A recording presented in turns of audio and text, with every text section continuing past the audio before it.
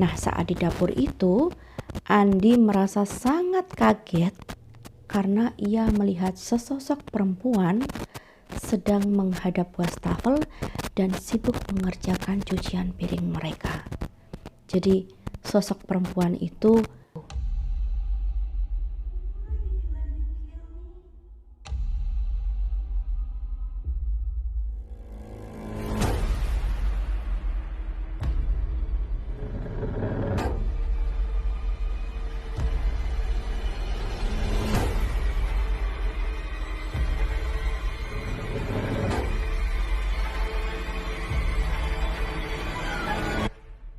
Halo, Assalamualaikum. Terima kasih sudah singgah di channel ini. Seperti biasa di Ngobrol Seram, aku selalu membawakan kisah horor pengalaman nyata kiriman dari para kontributor. Di episode kali ini, aku akan bercerita tentang sosok hantu yang bukan saja menghantui si pemilik rumah, tapi juga membantu pekerjaan rumah mereka. Nah, seperti apa ceritanya? Sebelum kita lanjut ke kisahnya, mohon dukungannya untuk channel ini dengan cara memberikan like, men-share, serta men-subscribe supaya aku makin bersemangat untuk membuat konten selanjutnya. Dan selain itu, bila kalian mempunyai cerita atau pengalaman horor yang nyata atau mungkin dari kerabat, saudara, teman, silakan kirimkan melalui Facebook, Instagram, atau langsung ke WhatsAppku. Bisa ditulis ataupun langsung di record voice. Nah, tanpa berlama-lama lagi, kita langsung ke kisahnya. Ini dia.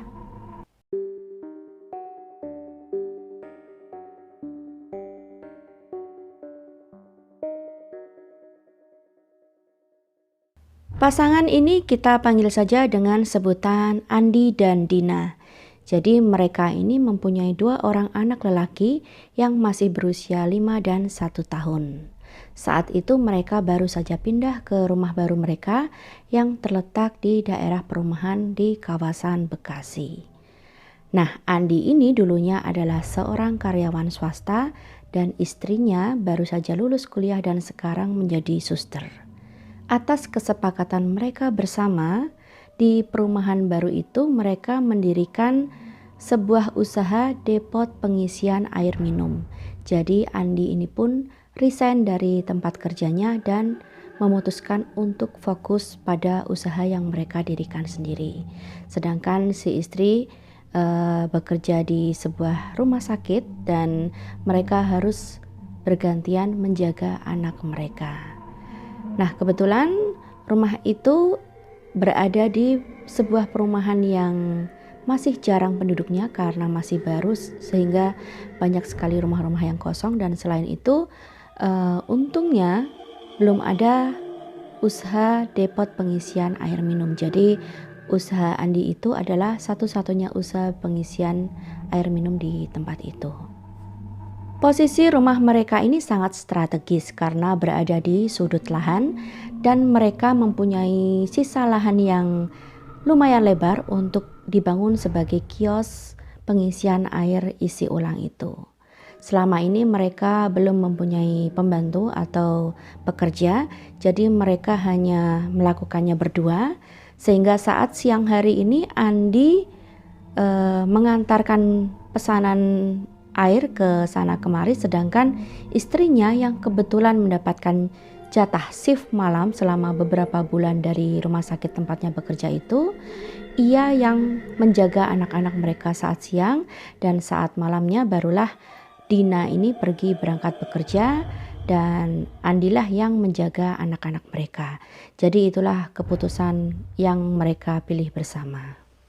Hari itu Andi sangat sibuk mengantarkan air galon pesanan para pelanggannya sepanjang hari. Jadi ia pun merasa sangat kelelahan. Sehingga saat sore hari pekerjaannya selesai dan kios sudah ditutup, ia pun hanya meninggalkan galon-galon kosongnya begitu saja di dalam depot, lalu masuk ke rumah dan lanjut makan malam bersama keluarganya. Nah, seperti kebiasaan sebelum-sebelumnya, istrinya ini selesai makan malam langsung memutuskan untuk tidur sebentar karena nanti pukul 9 malam ia akan berangkat ke rumah sakit untuk shift malam. Jadi saat itu Dina ini sudah tidur lebih awal Dan Andi lalu menidurkan anak-anaknya dan ia pun mulai tidur sekitar habis Isya. Nah, saat istrinya berangkat itu, Andi tidak mendengar karena mungkin terlalu lelap tertidur ya, karena terlalu capek seharian mengantar pesanan, sehingga saat istrinya berangkat itu pun dia sama sekali tidak mendengar suara gerakan istrinya atau motor yang di starter istrinya saat meninggalkan rumah. Nah, saat subuh si Andi ini terbangun seperti biasa untuk menunaikan sholat subuh ya, dan ia mendapati secari kertas di sebelah bantalnya. Jadi tulisan itu adalah tulisan tangan Dina yang mengatakan bahwa, "Mas, maaf aku nggak sempat bersih-bersih rumah atau mencuci piring kotor karena aku udah hampir terlambat berangkat kerja. Maafkan aku ya." Seperti itu. Jadi istrinya meninggalkan pesan seperti itu. Si Andi ini pun bisa memaklumi dan membatin toh nanti dia juga bisa mengerjakannya kapanpun. Andi pun bergegas ke kamar mandi untuk mengambil wudhu. Dalam bayangannya nanti saat ia melewati dapur, maka ia akan menjumpai dapur dalam keadaan berantakan, lantainya yang kotor, sisa-sisa makanan berserakan di meja makan, serta piring-piring kotor yang bertumpuk di wastafel, serta mainan anak-anaknya yang masih bertebaran di ruang tamu dan ruang tengah. Tapi alangkah kagetnya Andi saat ia berjalan ke sana, ternyata ia mendapati dapurnya itu sudah bersih, seperti sudah dibereskan, meja dapur sudah rapi, lantai-lantainya seperti sudah disapu, serta bahkan piring-piring kotor yang masih bertumpuk semalam kini sudah berjejer rapi di rak piring. Saat itu dia membatin, kenapa istrinya yang sudah membersihkan ini semua tapi kok masih meninggalkan secarik pesan tulisan di sebelah bantalnya. Jadi buat apa kalau ia meninggalkan pesan itu padahal ia sudah merapikannya sendiri. Tapi saat itu si Andi ini tidak berpikir panjang ya, ia hanya segera langsung mengambil wudhu, menunaikan sholat subuh dan melakukan aktivitasnya seperti biasa. Nah, suatu hari Dina ini sedang libur kerja. Pagi-pagi dia bangun dan tiba-tiba memeluk suaminya dengan perasaan senang dan ia berkata, "Mas, terima kasih ya sudah bantu aku beres-beres rumah. Mas tadi malam bangun jam berapa kok sempat-sempatnya beresin rumah? Makasih ya Mas selama ini selalu bantu aku. Padahal aku tahu Mas juga capek." Dan si Dina ini terus saja berbicara sedangkan Andi merasa bingung karena tadi malam pun selesai mereka makan, ia langsung tidur bersama istri dan anaknya dan sama sekali tidak bangun sampai pagi tiba.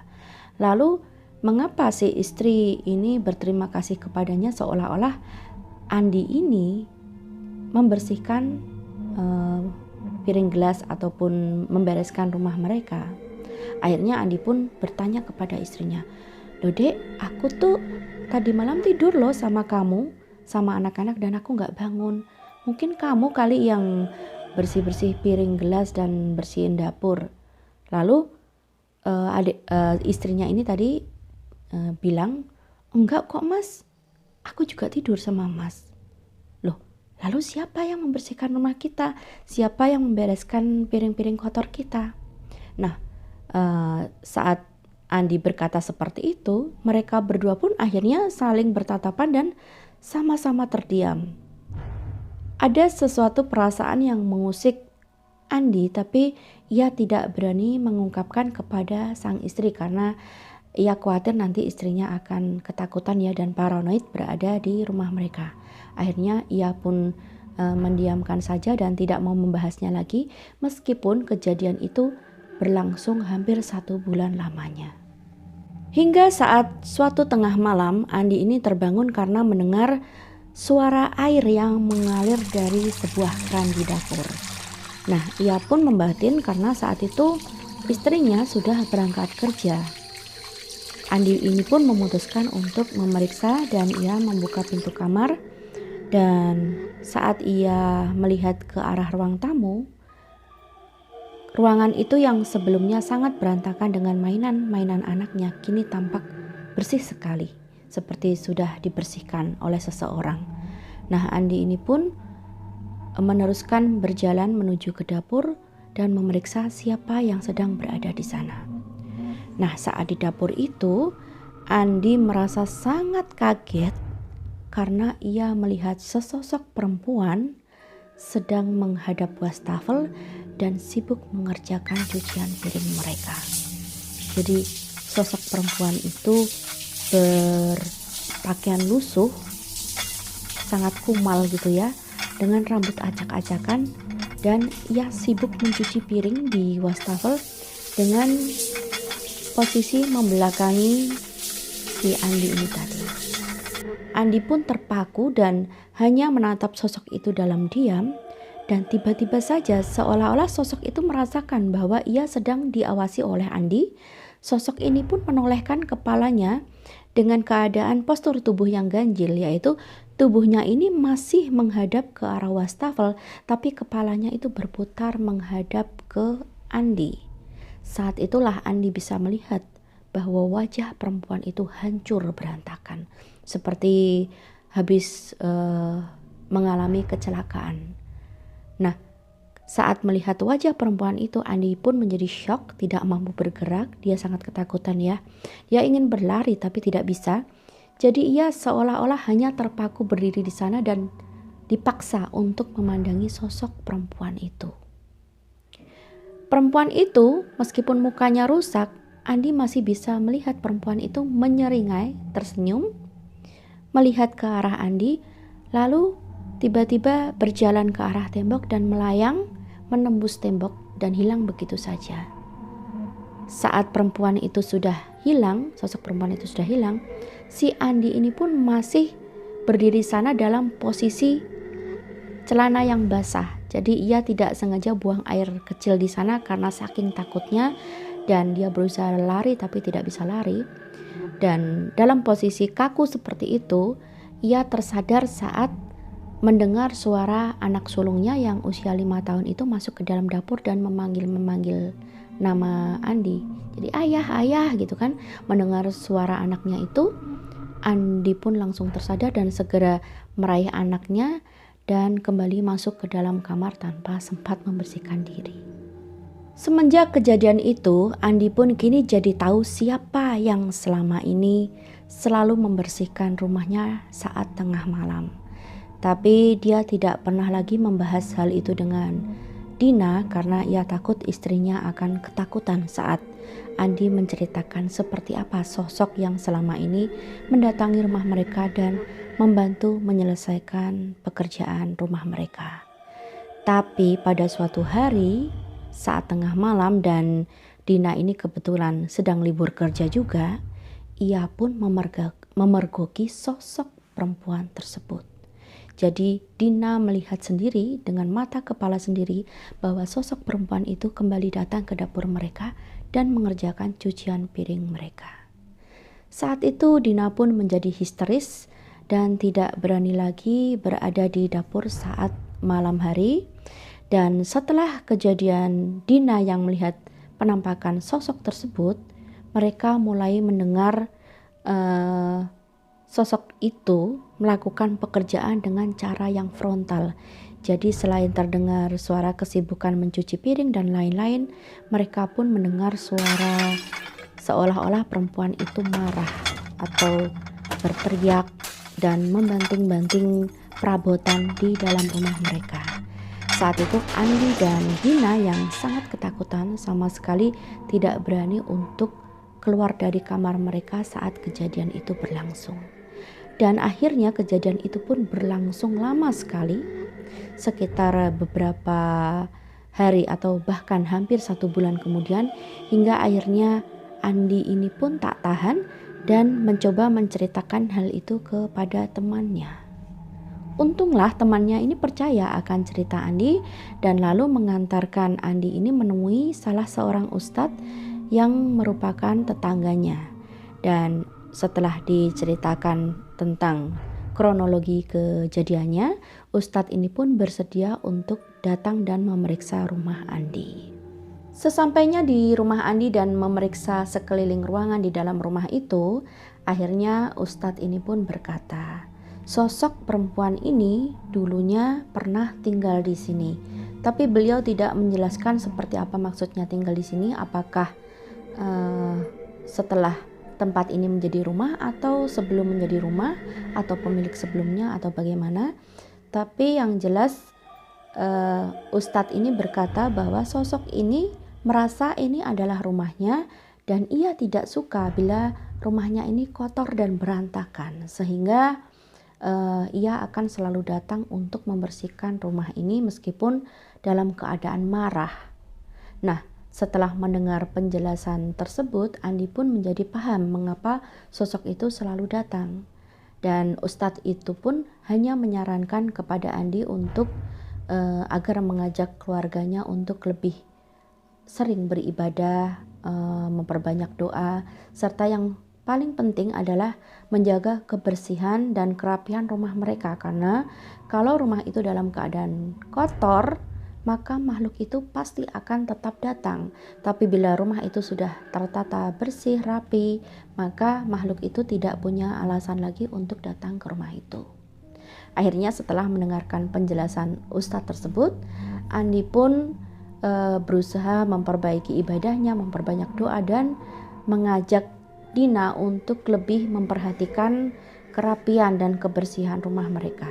Dan untunglah setelah kedatangan Ustadz itu dan tindakan Andi yang mulai merapikan dan membersihkan rumah mereka, semenjak itu tidak pernah datang lagi sosok penampakan perempuan berbaju kumal dan berambut awut-awutan itu ke rumah mereka.